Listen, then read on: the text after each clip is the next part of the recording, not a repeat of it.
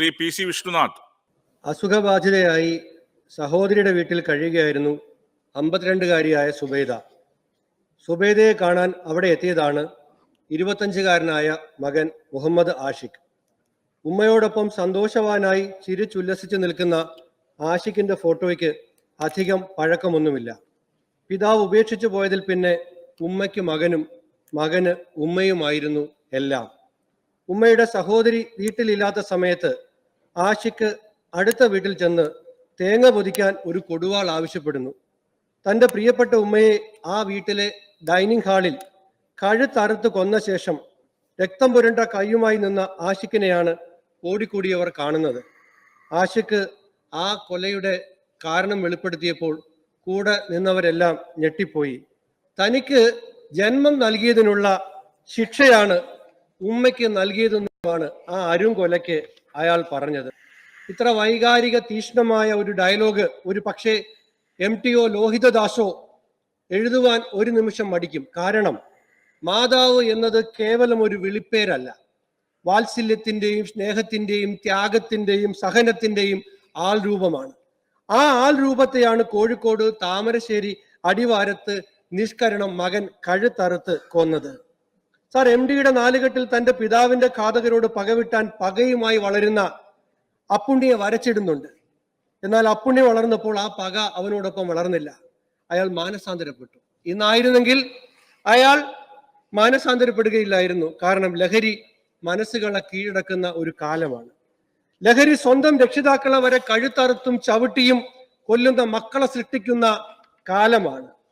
Sir, താമരശ്ശേരിയിലേത് ഒരു ഒറ്റപ്പെട്ട സംഭവമല്ല. ഒരു തലമുറയുടെ മസ്തിഷ്കത്തെ കാർന്നു തിന്നുന്ന വൈറസായി ലഹരി മാറുകയാണ്. സാർ, ഇന്നലെയാണ് തൃശ്ശൂരിൽ കൊടുങ്ങല്ലൂരിൽ ലഹരി ഉപയോഗം ചോദ്യം ചെയ്തതിന് മകൻ അമ്മയുടെ കഴുത്തറുത്ത സംഭവം ഉണ്ടായത്. സാർ, പ്രതിപക്ഷ നേതാവിന്റെ മണ്ഡലത്തിൽ പറവൂര് ചേന്നമംഗലത്ത് വീട്ടിൽ കയറി 3 പേരെ അടിച്ചു കൊന്നു. കിഴക്കുംപുറത്ത് ഋതു ജയൻ എന്നയാളാണ് കൊല നടത്തിയത്. അച്ഛനെയും അമ്മയെയും മകളെയും അവരുടെ കൊച്ചു മക്കളുടെ മുന്നിലിട്ടാണ് ഇയാൾ കൊന്നത്. ഇയാളും ലഹരിക്ക് അടിമയായിരുന്നു.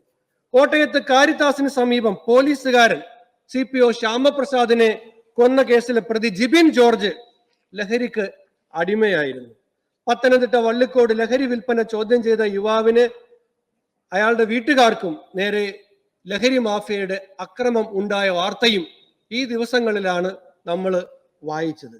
സാർ, എൻ്റെ നിയോജക മണ്ഡലമായ കുണ്ടറയിൽ ലഹരിക്കടിമയായ യുവാവ് അമ്മയെയും മുത്തച്ഛനെയും അടിച്ചു കൊന്നു.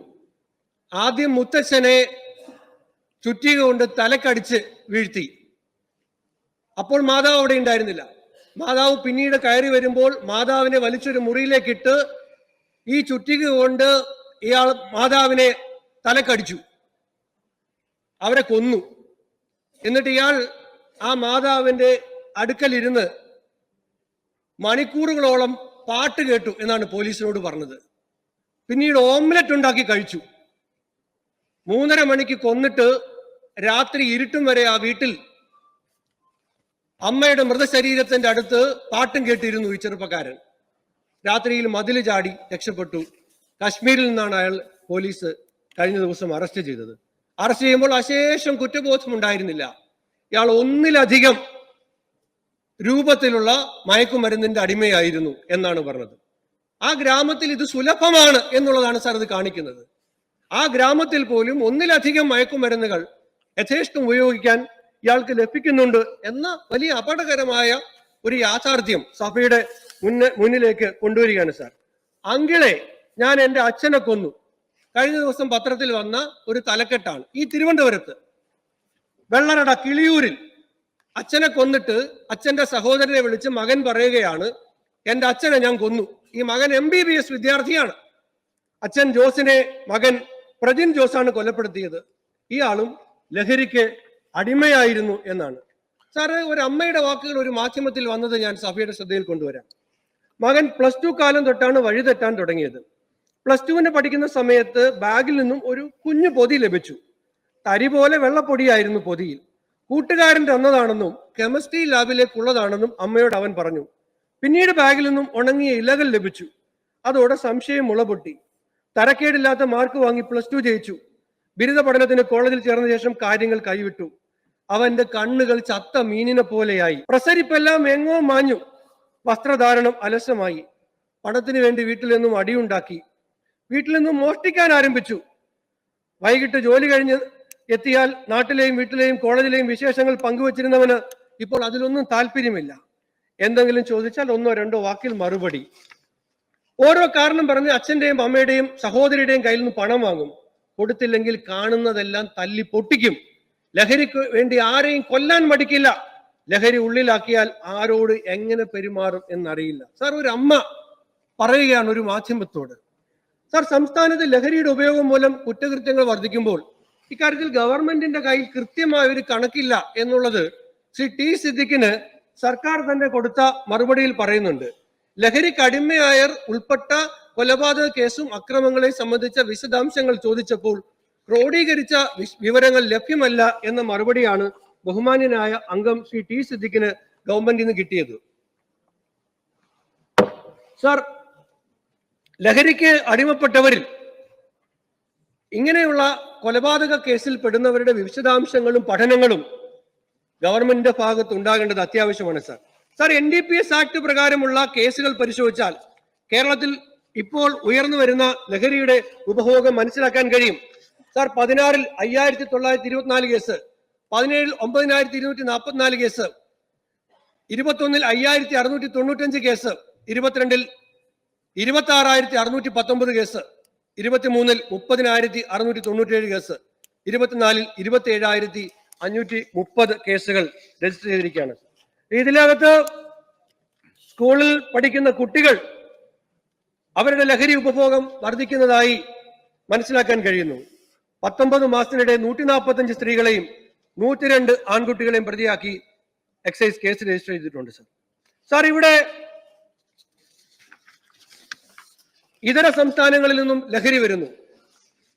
ആ കണ്ണികൾ നമുക്ക് മുറിക്കാൻ കഴിയണം. കാരണം കൊറിയർ വഴി ലഹരി എത്തുന്നു.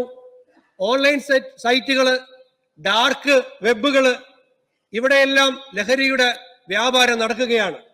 സാർ, അതുകൊണ്ട് തന്നെ വളരെ സൂക്ഷ്മമായും ശാസ്ത്രീയമായും ജാഗ്രതയോടുകൂടിയുള്ള ഒരു പരിശോധനയിലും സർവൈലൻസിലും മാത്രമേ ഇതിന്റെ യഥാർത്ഥ കേന്ദ്രത്തെ നമുക്ക് കണ്ടെത്താൻ കഴിയുള്ളൂ. അത് കണ്ടെത്തിയില്ലെങ്കിൽ കാര്യമില്ല സാർ.